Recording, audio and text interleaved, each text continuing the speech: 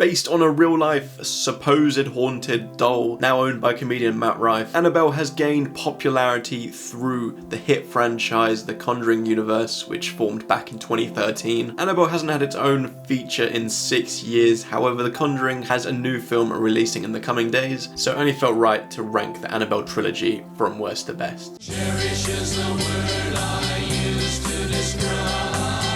The worst of the Annabelle films happens to be the original, and it's not always you can say that with a trilogy, but yes, Annabelle was the weakest of that trilogy, just because nothing really happens. It's a very simple plot, but the tension and scares crafted are very lazy and cheap. I mean cheap by the fact that, you know, there's silence and it's clear that something's coming, but then it just drastically changes the music or sound effects, so it's really loud, so naturally you're gonna jump a little bit. That's just how humans work. It didn't feel earned and just overall was quite lazy. The scenarios are pretty much all the same, as it's just focusing on this pregnant lady and eventually mother, spoiler alert. It didn't feel like a massive threat, or at least not an exciting one for us. It sounds a bit demonic to say. There's just a severe lack of anything interesting, and when the scares do happen, they just don't feel satisfying at all.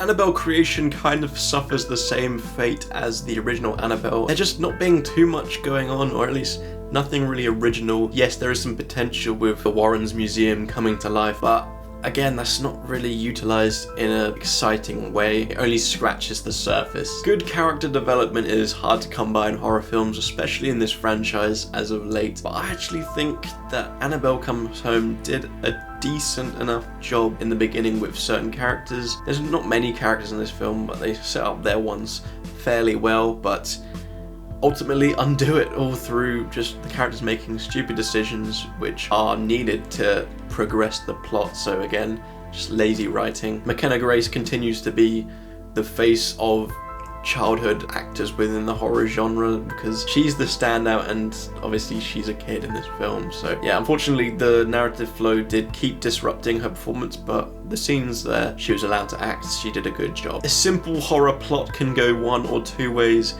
You can make a very decent, compact film, or a very forgettable one.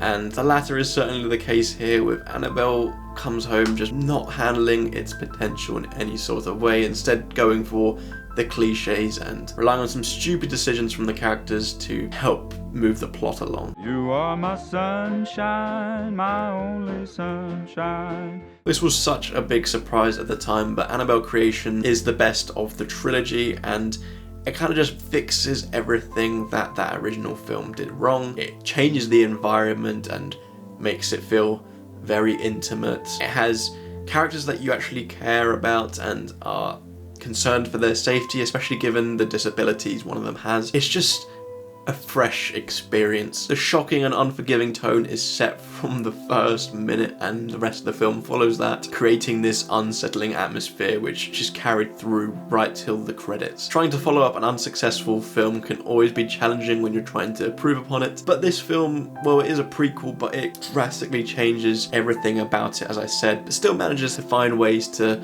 tie back into it, and through that actually makes Annabelle a bit better as well. I think this is a perfect example of where the Annabelle doll has been used to its potential. There's some truly terrifying imagery, unsettling scenarios, characters that you care about, and yeah, just the tone and environment just make it quite a unique experience, and definitely the best of the Annabelle films. The real battle of this list was who was going to come second, because honestly, first place was a no-brainer. I will be having a full Conjuring ranking coming out in the coming days once The Last Rites releases. So in the meantime, I'll leave a playlist up in one of these corners consisting of my other rankings. If you did enjoy this video, please like and subscribe. It would really mean a lot to me. And yeah, I just really appreciate you clicking on this video, and I hope you find something in that playlist up top.